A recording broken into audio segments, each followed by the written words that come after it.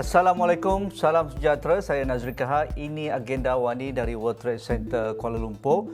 Dari perangkaan yang dikeluarkan oleh Jabatan Perangkaan Malaysia ataupun DOSEM pada hari ini, indeks harga pengguna yang dicatatkan pada Mei 2022 meningkat 2.8% kepada 126.6 berbanding 123.1 pada bulan yang sama tahun sebelumnya.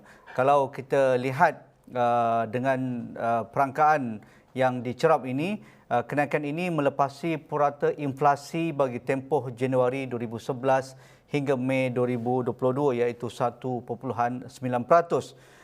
Bagi kategori makanan pula, dikatakan oleh DOSEM inflasi makanan terus meningkat ke paras baharu yang tertinggi sejak November 2011, iaitu apabila 93% item dalam kumpulan ini merekodkan kenaikan daripada 93.0% item yang meningkat dalam kumpulan makanan, 29.4% meningkat dalam julat kurang daripada 5%, iaitu dan 37.7% meningkat antara 5 hingga 10%, manakala 32.9% meningkat lebih daripada 10%.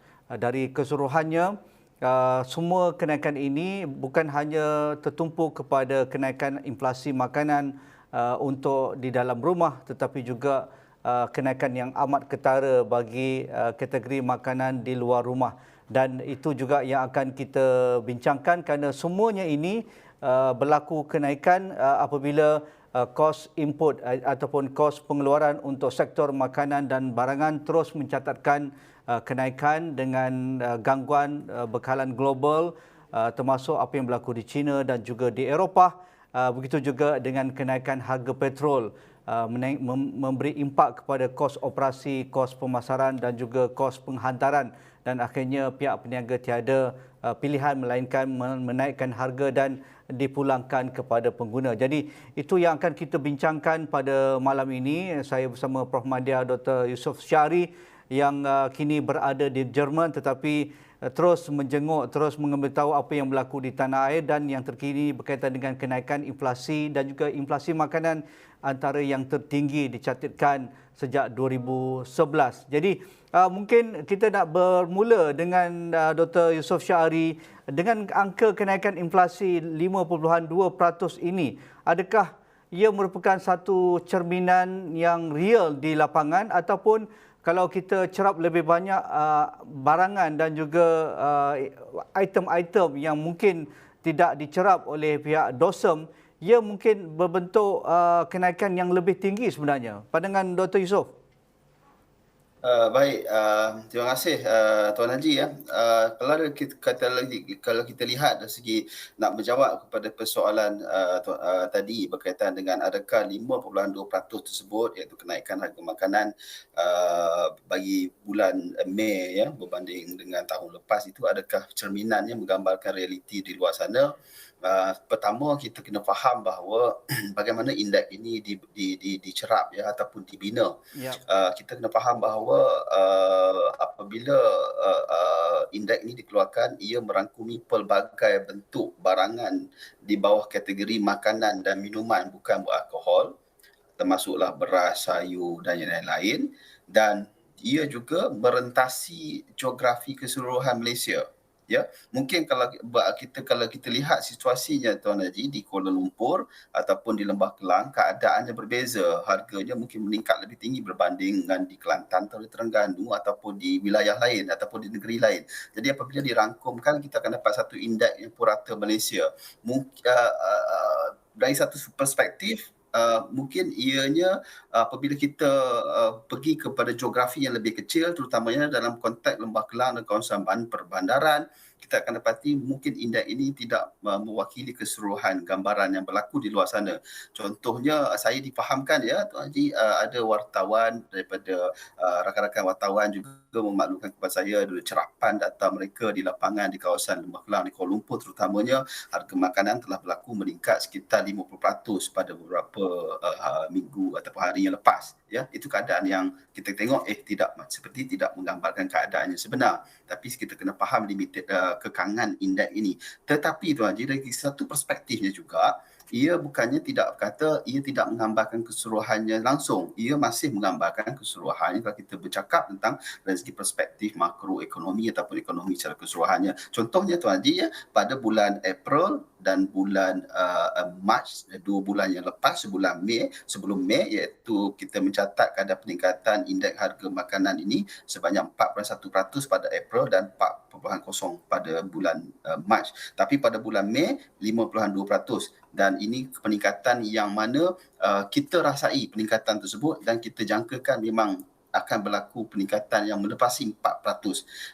Walaupun masih rendah, kalau ada orang berkata 5% masih rendah, tapi sekurangnya tunjuk bahawa 5% tu sudah cukup tinggi, ya Tuan Haji, kalau kita bandingkan dengan kadar yang normalnya iaitu sekitar 3% lebih.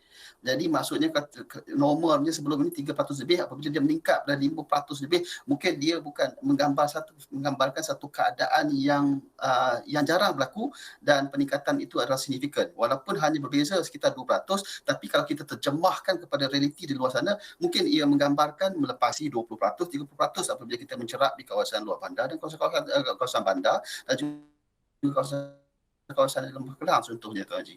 Okay, menarik. Dari angka ini 5.2%, satu peningkatan yang amat ketara berbanding 2 bulan lalu. Kalau Dr. Yusof ungkapkan tadi 4.1% pada bulan 3, 4.0% pada bulan 4 dan 5.2% yang terkini pada bulan Mei. Jadi adakah dengan segala langkah jangka masa pendek dan juga jangka masa sederhana, kalau kita boleh rujuk langkah-langkah pencegahan ataupun langkah-langkah untuk mengurangkan impak kenaikan ini yang segera dilakukan, yang kita dengar macam-macam lah. Ada larangan import, ada orang kata pun membolehkan lebih banyak permit import diberikan kepada pihak peniaga, dan juga memberikan subsidi tertentu kepada peternak ayam misalnya untuk memberi barangan makanan ternakan. Adakah langkah-langkah yang kita sudah pun dengar sejak akhir tahun lalu itu tidak berkesan untuk mengekang kenaikan, ataupun sebenarnya ia realiti yang lebih sukar kita gambarkan pada ketika ini? Baik, Tuan Haji, soalan yang sangat baik sekali, ya. Dan soalan itu adalah, pada pandangan saya, adalah soalan yang kebanyakan rakyat Malaysia tertanya-tanya di kalangan mereka berkenaan dengan soalan tadi. Baik, yang pertama, sebelum saya nak sentuh berkenaan soalan tersebut, suka untuk saya beri sedikit pencerahan di sini adalah berkaitan dengan fenomena peningkatan harga makanan global. Ini adalah fenomena yang kita panggil adalah fenomena global, kerana Malaysia sebuah negara kecil yang berdagang dan kita mengimport banyak bahan mentah, terutamanya kalau kita dari perspektif peternak ayam, kita banyak mengimport makanan ayam daripada luar. Jadi apa yang berlaku, peperangan krisis geopolitik di luar sana, keterbatasan ataupun kekangan rantaian bekalan dunia, dan juga disebabkan oleh pandemik ini telah menyebabkan kekacauan dalam ekonomi global, yang mana Malaysia turut terpalit daripada kesan tersebut, ya. Jadi dari satu sudut kita menerima impak tersebut dan menyebabkan harga makanan di Malaysia, terutamanya harga ayam, kalau kita bercerita tentang ayam, dan juga makanan seperti gandum juga telah mengalami peningkatan harga. Tetapi kita memahami dari segi sudut luarannya, kita ada kuasa yang sangat minimal untuk mengawal keadaan tersebut, tapi di dalam negara itu yang paling penting untuk kita lakukan. Baik, di dalam negara kita sudah dimaklumkan sebelum ini beberapa langkah jangka masa sederhana lah, yang mana kesannya tidak lagi dapat dilihat sekarang, mungkin akan dapat dilihat tahun depan ataupun tahun-tahun berikutnya. Antaranya adalah penghapusan import AP, ke atas makanan daripada luar, melihat kembali kartel-kartel yang wujud di luar sana, dan sekian lama telah wujud dan sekian lama telah diperjuangkan oleh pakar-pakar ekonomi di luar sana. Alhamdulillah akhirnya kerajaan melihat pada isu ini, tapi itu adalah langkah sederhana yang akan kita tak dapat lihat dalam masa seminggu, 2 minggu ataupun 1 bulan atau 2 bulan ke depan. Ya. Beberapa pengumuman yang saya nampak ada sedikit melegakan. Ya. Antaranya bayaran tambahan RM100 kepada bantuan keluarga Malaysia kepada mereka yang layak. Ya. Tetapi dari satu sudut kita juga memahami Tuan Haji, itu sebenarnya secara prinsipnya bantuan itu sebenarnya tidak menyeluruh dan tidak cukup, ya, kerana ada sebahagian mereka yang sepatutnya tidak dapat dan menanggung kos hidup yang tinggi dan mungkin menyebabkan mereka daripada kedudukan yang mungkin sebelum ni M40 jatuh ke B40 atau M40 yang di atas jatuh ke bahagian M40 yang ke bawah. Jadi ini berlaku disebabkan oleh peningkatan harga yang melepasi daripada kenaikan peningkatan upah pada masa sekarang, dalam keadaan kita masih juga bergelut dalam keadaan pengangguran yang masih tinggi, ketidaktentuan pendapatan yang masih tinggi pada ketika ini. Jadi pada pandangan saya banyak lagi perkara yang perlu diperhalusi, yang perlu dilakukan, ya. Mungkin saya tertunggu juga, ya Tuan Haji, kalau berlaku krisis ekonomi seperti krisis 1997, 1998 yang kita dapat lihat, sekurang-kurangnya saya dapat merasai, dan juga seperti krisis 2020 iaitu krisis pandemik COVID-19. Pada ketika itu kerajaan menubuhkan Economic Action Council ataupun Majlis Tindakan Ekonomi yang spesifik khusus untuk dibuat untuk memantau dan juga untuk menyelesaikan permasalahan yang wujud. Kerana dan pantas Tuan Haji. Ya. Kerana kita tidak boleh tunggu dan lihat. Kerana perkembangan di luar sana sangat pantas, sangat cepat. Kalau kita lambat, mungkin keadaan akan lebih buruk. Jadi saya tidak nampak tidak ada satu, walaupun kita tahu ada wujudnya majlis berkaitan dengan kos sara hidup, NAKOL, ya. Yang saya pun tahu dah lama wujud sebenarnya, ya. Bandar beberapa majlis lain termasuk majlis pekerjaan negara, semua ini berkait satu sama lain. Jadi saya tidak ada nampak satu sinergi, satu koordinasi yang pantas, yang jelas, yang mana kalau kita katakan kita perlu kalau kita perlu wujudkan satu jawatan kuasa ataupun majlis khusus yang dikepalai oleh yang amat berhormat Perdana Menteri sekali, kalau perlu diwujudkan khusus untuk memantau dalam 2-3 bulan ke depan ni yang sangat kritikal ni Tuan Haji, keadaannya. Kerana ini fenomena global, bukan saja berlaku di Malaysia Tuan Haji, saya pun di UK pun saya dapati benda yang sama, kerana sebahagian penduduk di UK terpaksa bukan mengikat perut tapi terpaksa mengurangkan kali makanan, jumlah mil mereka kerana kos hidup yang meningkat kepada ketika ini. Jadi walaupun kita rasakan keadaan itu telah berlaku di Malaysia, tapi kita tidak mahu keadaan lebih parah. Jadi perlu ada satu task force khusus, tak kisahlah task force ataupun majlis apa-apa, yang menyelaras keseluruhannya, kerana kos apa yang berlaku ini merentas semua kementerian, merentas semua agensi. Jadi perlukan satu koordinasi yang pantas dan cepat. Ya.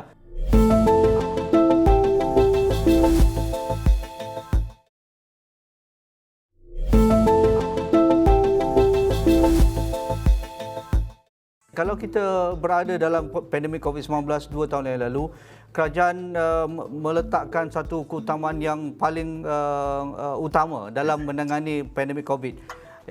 Slogan The Whole Nation, The Whole Society Approach ataupun pendekatan The Whole Government itu, The Whole Society dilakukan untuk memastikan kita dapat melandaikan lengkuk pandemik. Tetapi untuk kenaikan harga barang dan juga isu inflasi ini, seolah-olah kita hanya melihat jari ataupun kesalahan ataupun bidang kuasa hanya diletakkan kepada KPDN HEP dan juga MAFI ataupun Kementerian Pertanian dan juga Industri Makanan.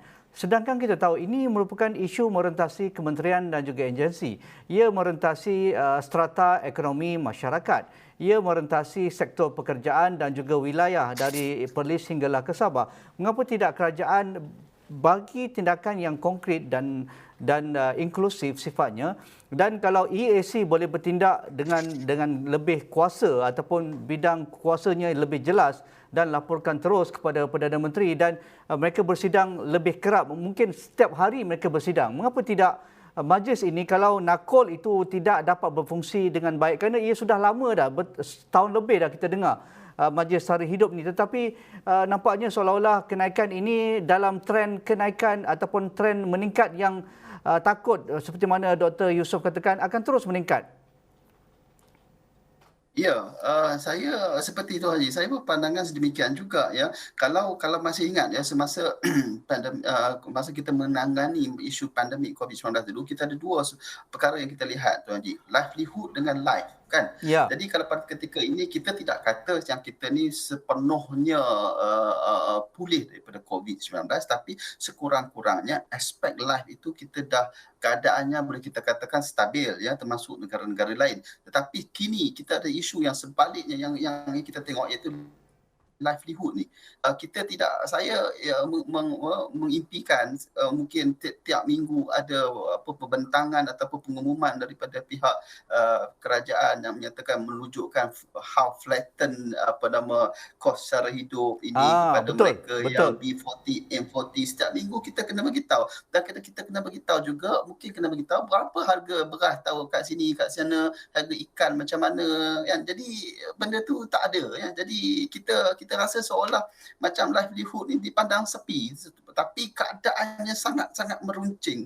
Bila saya dengar pengumuman harga naik 5.2%, ia sangat menyentuh perasaan saya, dan saya berada dalam keadaan yang saya tidak kata berbahaya, tapi agak merisaukan saya, kerana kalau pengiraan kasar saya, pengiraan yang simple saya menunjukkan kalau daripada bulan Mac, April, Mei, Jun, Julai, kalau peningkatan harga makanan berada pada 4% ke atas, cukup 5 bulan ini, keadaan mereka yang berpendapatan isi rumah 2,000 dan ke bawah, sekurang 3,000 ke bawah, itu keadaannya sangat rumit sama sekali, kerana mereka sudah tidak kehabisan, seolah-olah kata simpanan mereka, pendapatan tolak perbelanjaan mereka sudah tidak ada di situ untuk mereka memastikan kelangsungan hidup itu akibat peningkatan harga yang meningkat pantas ni.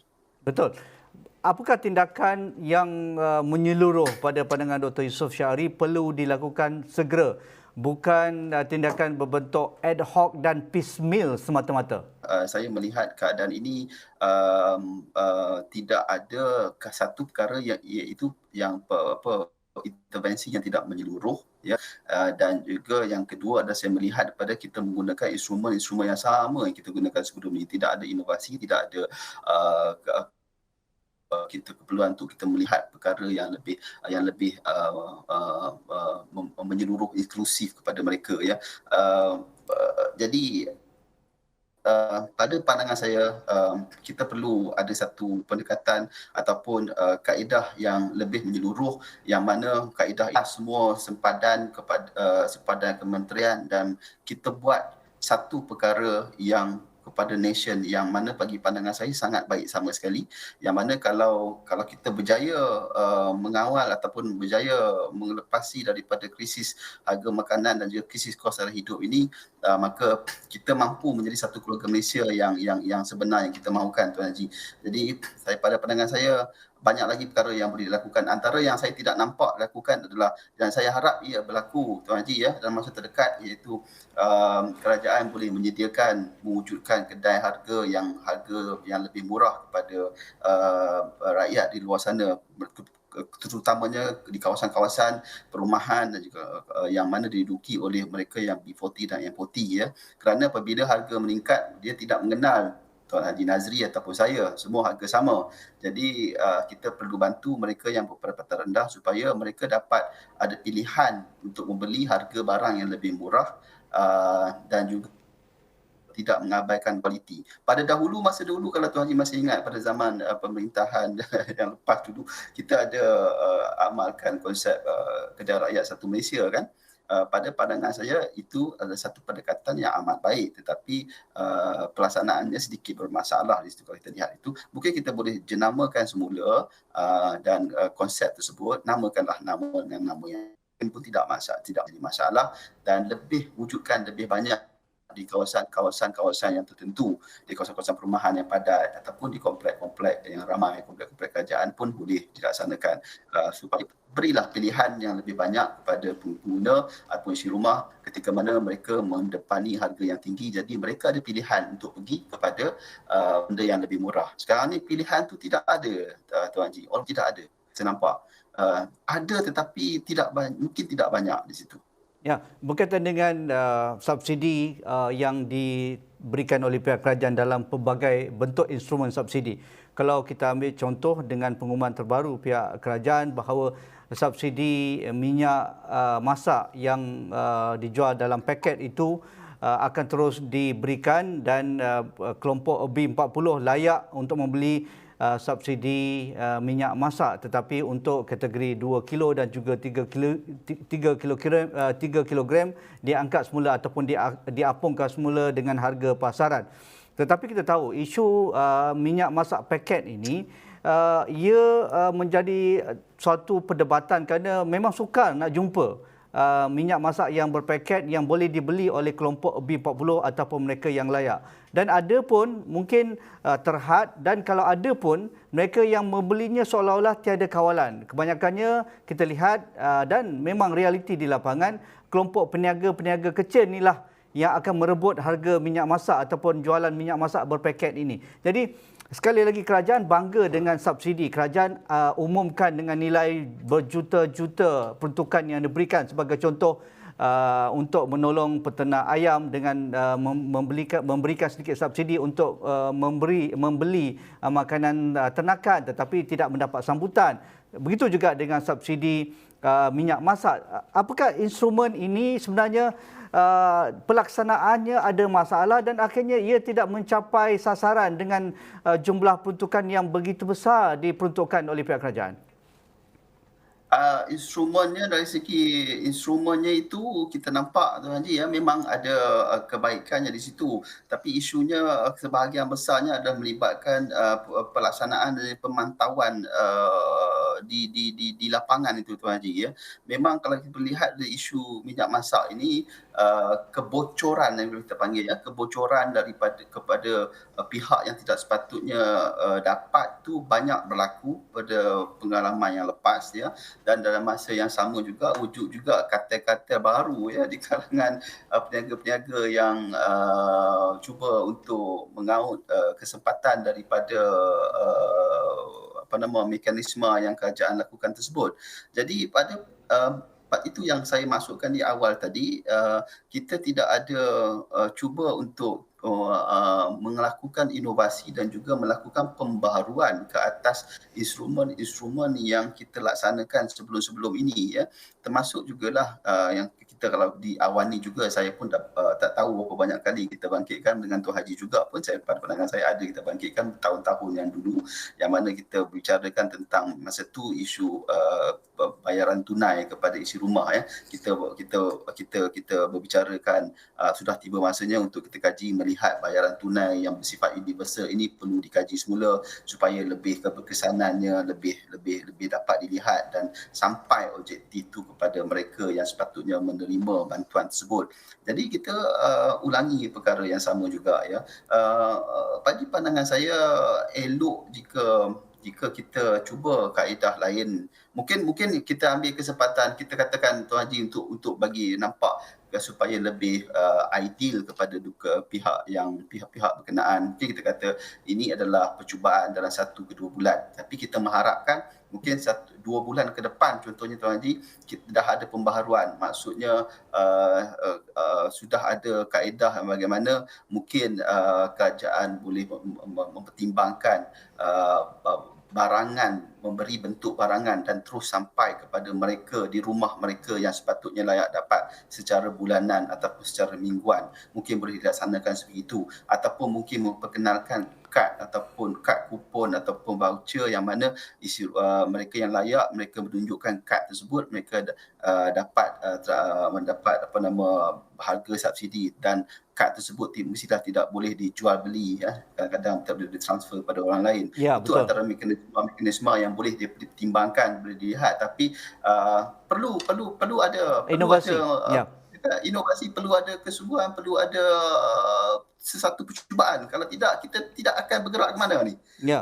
Saya kesian pada mereka yang di luar sana, sepatutnya layak dapat, tapi berlaku kebocoran menyebabkan mereka tidak dapat dan orang lain yang dapat. Kebanyakannya begitulah kita nampaknya. Ya. Terima kasih Pemuda Dr. Yusof Syahri yang kini berada di Jerman dalam kita menganalisis kenaikan inflasi makanan yang terkini untuk bulan Mei 2022 5.2%. Semoga pihak yang mendengar perbincangan kami pada malam ini melakukan sesuatu. Jika tidak, angka ini akan terus meningkat dan pastinya ia akan mengikat perut kebanyakan isi rumah di seluruh negara, bukan hanya di kelompok B40, tetapi saya rasa majoriti di kelompok M40 juga akan terkesan dengan kenaikan ketara inflasi makanan di negara kita. Sekian saja untuk agenda awal ni pada malam ini. Assalamualaikum, kita jumpa lagi.